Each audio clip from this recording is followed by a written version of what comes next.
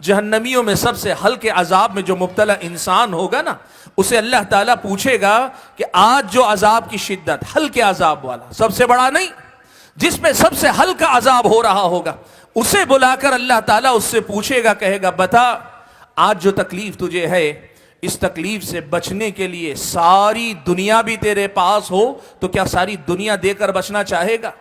فدیے میں، بدلے میں کہ مجھے چھٹکارا مل جائے، ساری دنیا بھی دینے کے لیے تیار ہو؟ وہ کہے گا ہاں میرے رب، اگر ساری دنیا بھی ہو سب دے دوں گا، لیکن مجھے اس عذاب سے چھٹکارا چاہیے۔ اللہ تعالیٰ کہے گا تجھ سے تو میں نے دنیا میں اس سے زیادہ ہلکی بات پوچھی تھی، دنیا میں جب موقع دیا تھا نا تو میں نے تجھ سے اس سے بھی زیادہ معمولی بات پوچھی تھی کہ زندگی اللہ تعالیٰ کی عبادت میں گزارنا، اللہ تعالیٰ کے ساتھ کسی کو شریک نہ ٹھہرانا، تو وہ نہ کر سکا۔ سوچو بھائیو، آج ہم کیا کرتے ہیں؟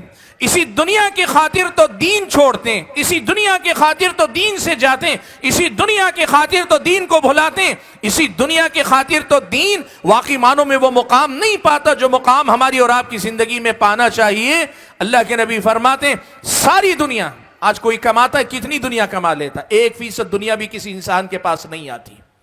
ساری دنیا کو آپ دیکھ لیں، پوری دنیا ملا کر 1% دنیا آدمی نہیں کما سکتا۔ اللہ کے نبی نے کہا 100% دنیا بھی اس دن ہوگی، وہ ساری دنیا دے کر بھی عذاب سے بچنا چاہے گا، اللہ پھر بھی چھٹکارا نہیں دے گا، اور عذاب اتنا شدید ہوگا کہ پوری کی پوری دنیا دے کر بچنا چاہے گا۔ سوال یہ ہے اللہ کے بندو، کیا ہم اور آپ آخرت کی کامیابی کے مسئلے کو اتنا ہی سنگین اور سنجیدہ مسئلہ سمجھتے ہیں؟ کیا واقعی معنوں میں ہم اور آپ اللہ تبارک و تعالیٰ کے سامنے جواب دہی کا یہی ڈر رکھتے ہیں؟ آپ کو معلوم ہے اللہ کے نبی صلی اللہ علیہ وسلم نے فرمایا روز قیامت، ایک روایت کے مطابق اور دوسری روایت میں معلوم ہوتا ہے کہ پہلے ہی اللہ تعالیٰ نے حضرت آدم علیہ السلام سے کہا یا کہے گا اللہ تعالیٰ روز قیامت، کیا کہے گا؟ اخرج بعث النار، اے آدم اپنی اولاد میں سے جہنم کے حصے کو نکال کے الگ کر لو۔ حضرت آدم پوچھیں گے وما بعث النار، اے اللہ تعالیٰ جہنم کا حصے سے مراد کیا ہے، کیا نکالوں؟ اللہ تعالیٰ کہے گا من کل 1999، ہر 1000 میں سے 999 لوگوں کو نکال کر جہنم کے لیے الگ کر لو۔ ہر 1000 میں سے 999 نکال کر الگ کر لو کہ یہ جہنم کا ایندھن ہے، ایک آدمی جنت میں جانے والا ہے۔ اللہ کے بندو سوچو کہ یہ دین اگر پوری طرح میری اور آپ کی زندگی میں نہیں ہوگا تو کیا ہم وہ 1000 میں ایک بن پائیں گے؟ کیا اس 1000 میں ایک ہمارا مقام بن پائے گا؟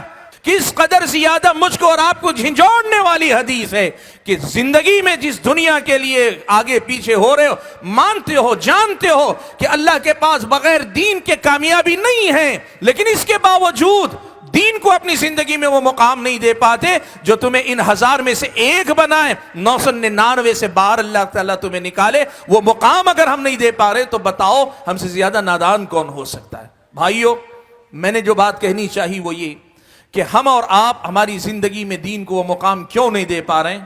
اس کی پہلی وجہ یہ ہے کہ آخرت کی جو فکر ہونی چاہیے نا، یہ جو بات ہم مانتے ہیں کہ بغیر دین کے اللہ کے پاس کامیابی نہیں ہے، یہ جو ہم تسلیم کرتے ہیں اللہ تعالیٰ کے پاس کامیابی دین کی بنیاد پر ہوگی، یہ بات محض ایک عقل کی بات ہے، ایک محض ہماری سمجھ بوجھ کی بات ہے۔ ہم نے مان لیا ہے کہ بات صحیح ہے، لیکن اسے اپنی روح میں اتارنا، اسے اپنی زندگی کی صبح و شام کی فکر بنا لینا، صبح و شام کا ایک جنون بنا لینا، صبح و شام تک کے لیے اپنی فکر بنا لینا، اس میں ہم اور آپ کمزور پڑتے ہیں۔ اور یہی وجہ ہے کہ کھیتی مانتے ہیں لیکن کھیتی کرتے نہیں ہیں۔ ہم مانتے ہیں کہ دنیا آخرت کی کھیتی ہے، لیکن ایک سنجیدہ کسان کی طرح موسم آئے جائے فرق نہیں پڑتا، لیکن ہم کھیتی کرنے کے لیے تیار نہیں۔ یہ پہلی وجہ ہے جس کی وجہ سے ہم اور آپ دین سے دور نظر آتے ہیں۔ اور وہ وجہ کیا ہے؟ آخرت کی فکر جیسی ہونی چاہیے، یا پھر یہ کہ آخرت میں اللہ کے پاس کامیابی کا دار و مدار ایمان پر ہے، دین پر ہے، اس بات کو جیسے ماننا چاہیے، عملی زندگی میں جو مقام دینا چاہیے وہ مقام دینے میں ہم اور آپ ناکام ہیں۔